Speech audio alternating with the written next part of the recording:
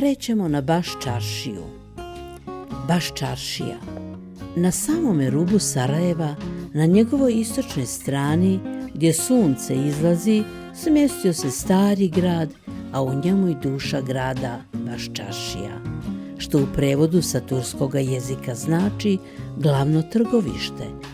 Nekada davno poznati trgovački putevi su prolazili upravo Baščaršijom, pa su ljudi iz raznih krajeva svijeta odvekada dolazili u Baščaršiju i tu trgovali.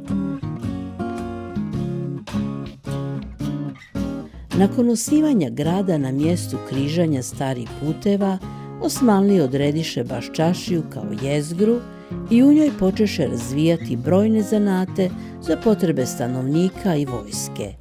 Baš kao što se planete okreću oko sunca, tako se sve poče vrtjeti oko glavnoga trgovišta. Da bi se ljudima olakšao boravak u čaršiji, bogatiji ljudi su pravili javne česme. Pravili su ih u ime Boga, a za dobrobit ljudi. Najpoznatiji od svih bijaše Sebilj na Baščaršiji. Kako je voda sa Sebilja bila izuzetne kakvoće, nasade legenda i danas poznata među stanovnicima grada, a koja kaže: ko se jednom napije vode sa Baščaršije, nikad više iz Sarajeva taj otići ne umije.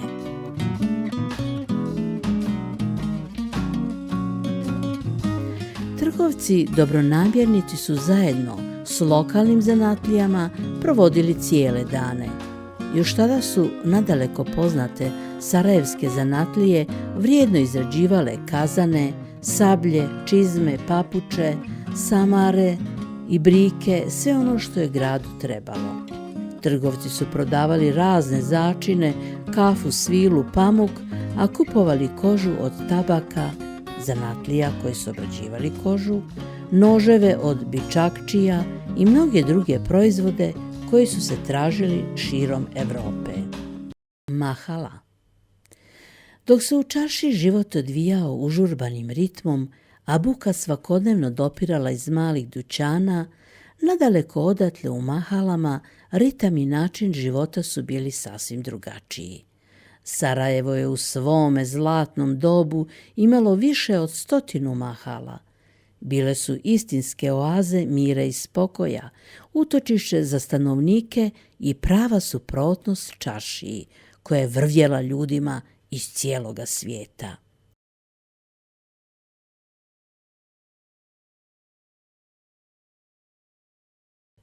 Mahale su se pravile po padinama grada i okolo čaršije, tako da niko nije bio uskraćen za dobar pogled i vlastitu privatnost.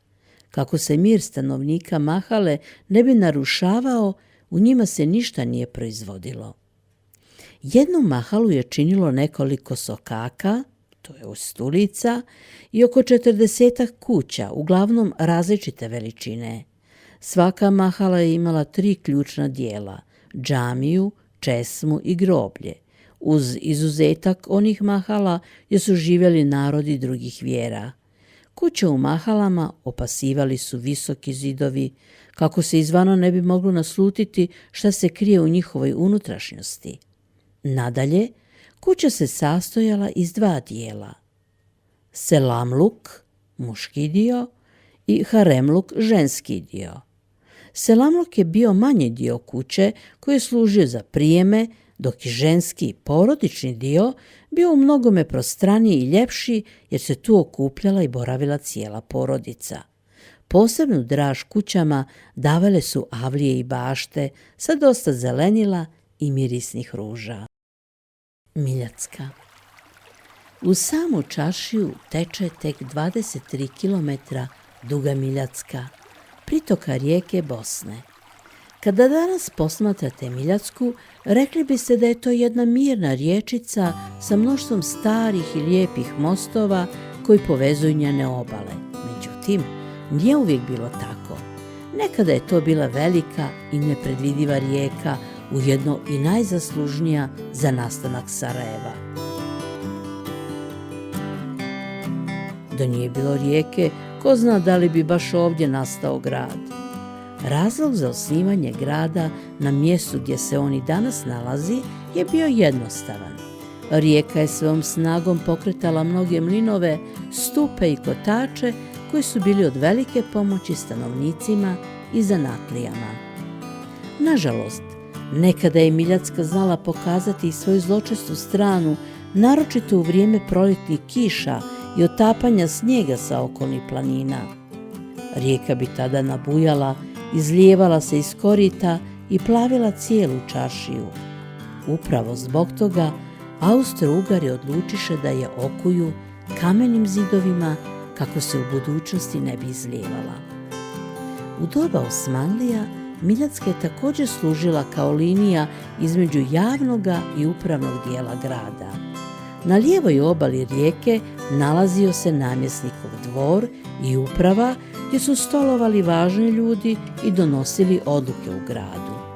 Tik uz dvor pruža se prvi most koji je povezao dvije obale, poznat pod imenom Careva ćuprija. Podignuta je u ime sultana Selima II, poznatoga i kao Al-Fatih, osvajač. Bio je to divan kameni most sa 6 lukova. Nešto kasnije uzvodno sagradio se još jedan kameni most, Šeher Čehajna ćuprija ili gradonačelnikov most, dok je nizvodno od Careve ćuprije Miljacku uljepšala Latinska ćuprija. Sarajevo ima još starih mostova, a budući da nemamo vremena posvetiti se svakome od njih, na vama je da ih otkrijete dok šetate gradom. Isabeg Isaković i Gazi Husrev beg. Od nastanka grada Sarajeva kroz njega su prošli i u njemu živjeli mnogi značajni ljudi. Ipak postoje dva čovjeka čija bi imena trebao znati svaki stanovnik Sarajeva. Prvi je Isabeg Ishaković, ime mu treba dobro zapamtiti jer je on osnivač Sarajeva. Kao i njegov otac, Isabeg je bio veliki ratnik i osvajač. Kada je sa svojom vojskom osvojio Bosnu, odluči da na rijeci Miljacki podigne jednu kasabu, mali grad, bijaše to davne 1462. godine. Isabeg tada naredi da se na lijevoj obali Miljacke sagradi džamija koja će vremenom dobiti ime Careva džamija, u spomen na njenoga obnovitelja Sulejmana Veličanstvenoga. Careva džamija i danas postoji u Sarajevu, na istome mjestu gdje se nalazila i prva Sarajevska džamija. Njen današnji izgled je drugačiji, a datira još iz 16. stoljeća. Isabeg potom naredi da se u polju izgradi njegov dvor, pa tako grad sasvim slučajno dobije ime Saraj Ovasi.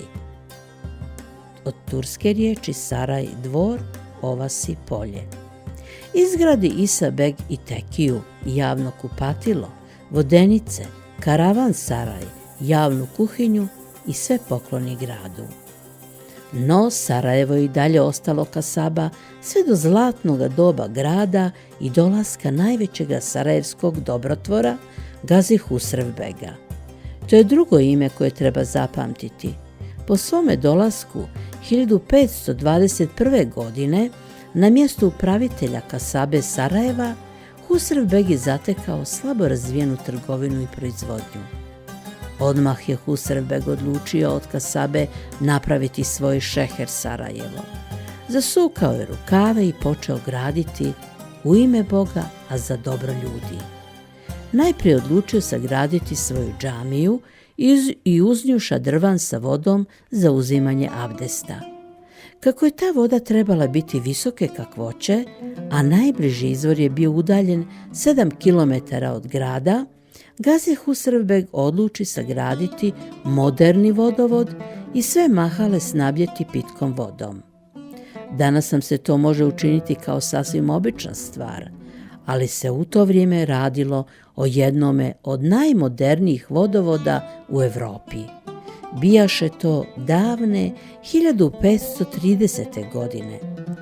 Nakon što je izgradio džamiju i vodovod, odluči izgraditi i objekte značajne za budući razvoj Sarajeva, školu i biblioteku. Nije to bila obična škola.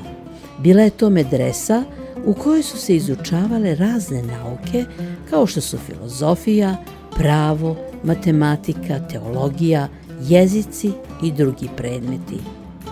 Gazi Husrevbegova biblioteka posada je mjesto odakle su mnoge generacije crpile znanja. Danas je to jedno od omiljenih mjesta mnogih istraživača. Kako bi sve opstalo i nakon njegove smrti, Husrevbeg naredi da se izgradi 100 dućana, Bezistan, karavan-saraj, imaret i mnoge druge građevine koje Kasabu učiniše šeherom. Nakon smrti 1541. godine Husrevbega sahraniše u turbetu u dvorištu njegove džamije. Iza njega ostade neizbrisiv trag i veliko Šeher Sarajevo, najveći grad u to vrijeme na Balkanu. Gazi Husrevbegova džamija. Nekada je Sarajevo imalo više od 100 džamija. Neke od džamija su bile drvene i male i nalazile su se u mahalama, dok su one veće napravljene od kamena bile uglavnom u čaršiji. Najznačajnija od svih sarajevskih džamija je Gazi Husrevbegova džamija. Gazi Husrevbegova.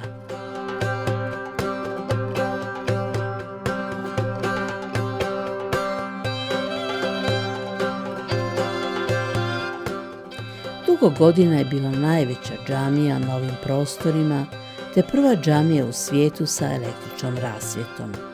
Sarajlije još zovu i Begova džamija, jer ju je dao izgraditi upravo Gazi Husrevbeg 1531. godine. Begova džamija ima i najvišu munaru, više od svih ostalih u Sarajevu. Mujezin i danas sa 45 metara visokoga tornja poziva ljude na molitvu svojim glasom, a sve to bez ikakvog razglasa. U dvorištu džamije se nalazi prelijepi šadrvan, mjesto gdje vjernici uzimaju abdest, a prolaznici se osvježavaju uvijek hladnom vodom. Tu je također mekteb te nekoliko stabala lipe koja stvaraju odličan hlad i daju još ljepši miris. Lijevo od ulaza u džamiju nalaze se 2 turbeta, jedno veće u kojem je ukopan Gazi Husrevbeg i drugo manje u kojem je ukopan Muradbeg Tardić, najbolji Husrevbegov prijatelj. Morića Han, karavan-saraj. Tokom zlatnoga doba Sarajeva, kada su cvjetale proizvodnja i trgovina, gradi se veliki broj hanova i karavan-saraja. U starim je knjigama zabilježeno da je Sarajevo u to doba moglo prihvatiti i sigurno smjestiti oko 2000 ljudi i 1500 konja. Nažalost, danas u Sarajevu postoji samo jedan dobro sačuvan karavan-saraj po imenu Morića Han. No, iako nosi njegovo ime, njega nisu sagradili braća Morići, već je objekat dao sagraditi Husrevbeg, pritom poštujući jedno staro pravilo, a to je 3 dana u mome hanu putnici i trgovci mogu spavati, u imaretu se okrijepiti, a da ništa ne trebaju platiti.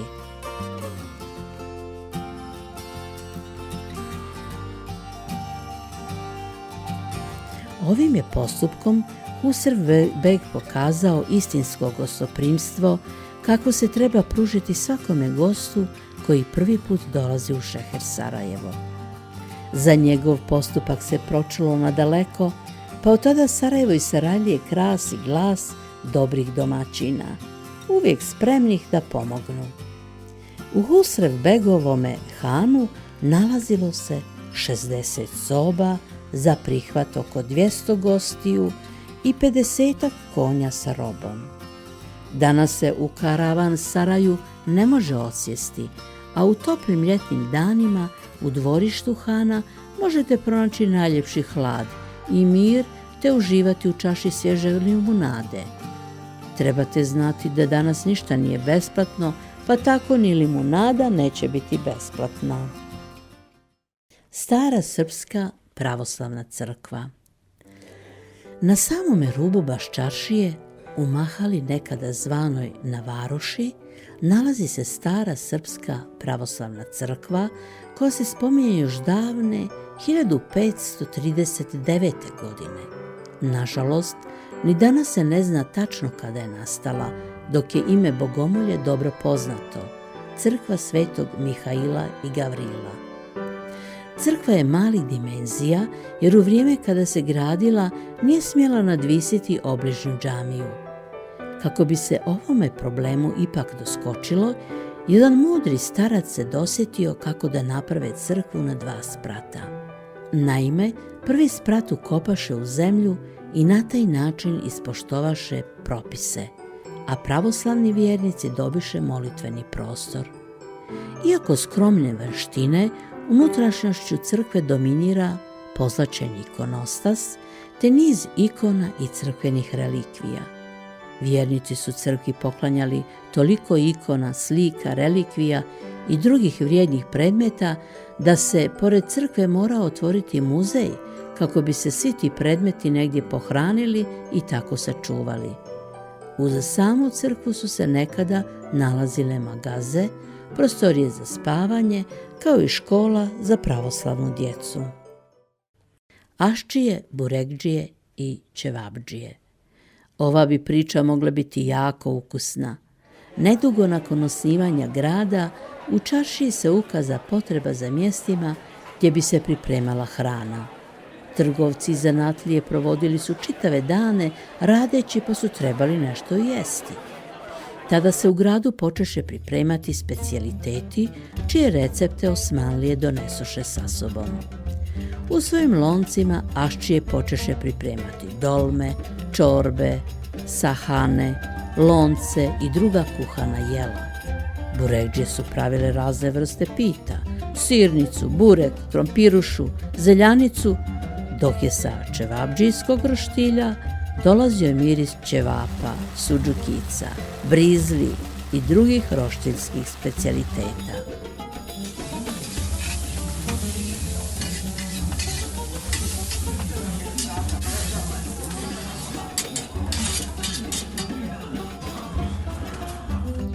Dan danas kada šetate čaršijom, teško da možete odoljeti mirisima hrane koji dopiru iz obližnjih restorana. Ukoliko ste u nedoumici šta i gdje jesti, pohitite u ulicu Bravadžiluk gdje ćete pronaći brojna ukusna jela naše domaće kuhinje. Jevreji, sefardi i sinagoga. Da je Sarajevo grad otvoren za sve ljude dobre volje, pokazat će se kada su Sarajlije 1557. godine u grad prihvatile Sefarde, Jevreje prognane iz Španije i Portugala 1492. godine. Nakon progona sa vlastitih ognjišta, Sefardi su tražili drugo mjesto za život. Neki od njih su u Sarajevu pronašli svoj novi dom. Sefardi su svoju mahalu osnovali u blizini današnjega Slatkog Ćošeta, tačnije u Sijavuš pašinim dajrama. Tadašnji upravitelj grada Sijavuš paša je potom Jevrejima ustupio stari karavansaraj da ga privremeno koriste i u njemu žive. Sarajevo i ovi prostori tako postadoše bogatiji za još jednu novu kulturu i jezik poznat kao ladino. Sefardi u svojoj mahali 1581. godine izgradiše i prvu sinagogu na ovim prostorima i nazvaše je Il Cal Viejo, što znači stari hram. Sefardi su bili izuzetno cijenjeni ljekari, atari, apotekari, ali i trgovci koji su imali brojna poznanstva širom svijeta. Svojim marljivim radom Jevreji su se odužili Sarajevu, koje ih je srdačno prihvatilo i tako doprinijeli razvoju grada. Stara sinagoga se i danas nalazi na istome mjestu, ali prvenstveno služi kao muzej Jevreja u kojem se može saznati mnogo o životu Jevreja u Sarajevu i u Bosni i Hercegovini. Katedrala srca Isusova. Nakon što su Austro-Ugari 1878. godine teškom mukom zauzeli Bosnu i Hercegovinu, te ušli u Sarajevo, nisu svi stanovnici grada bili oduševljeni. Međutim, ubrzo se pokazalo da Austro-Ugari nisu tako zločesti kao što se činilo na prvi pogled. Sarajevo malo pomalo poprima novo ruho, počinje ličiti na Beč, a pritom se pazi da se očuva i starinski orijentalni izgled staroga grada. Uveliko se grade nove visoke zgrade, ceste, putevi i druge bogomolje. Tada je sagrađena i stolna crkva, vrh bosanske nadbiskupije, na mjestu oronule janjičarske kasarne, veličanstvena katedrala Srca Isusova. Zadatak da sagradi crkvu su povjerili Josipu Vancašu, znanome arhitekti koji je u našoj zemlji izgradio više od 200 objekata. Sarajevska katedrala je svečano otvorena 1889. godine i posvećena Srcu Isusovome, a za prvoga nadbiskupa je određen Josip Štadler. Još od tada 2 zvonika blizanca katedrale svojom stamenošću krase glavnu ulicu našega grada, ulicu Ferhadiju. U zvoniku desno od ulaza nalazi se ogromno zvono, dok se u lijevome nalazi 5 manjih zvona. Zamislite kako li je samo lijepo kada sat na katedrali sastavi svoje kazaljke i krene zvona zvon. Katedralu su posjetili mnogi znani ljudi, ali jedan od zasigurno najpoznatijih je bio papa Ivan Pavao II. Tokom svoje posjete Sarajevu 1997. godine papa je svratio do ljudima prepune katedrale, gdje je nakon toga održao svetu misu. Treba dodati da se za vremena Osmanlija u Sarajevu već nalazila katolička crkva, samo na drugome mjestu.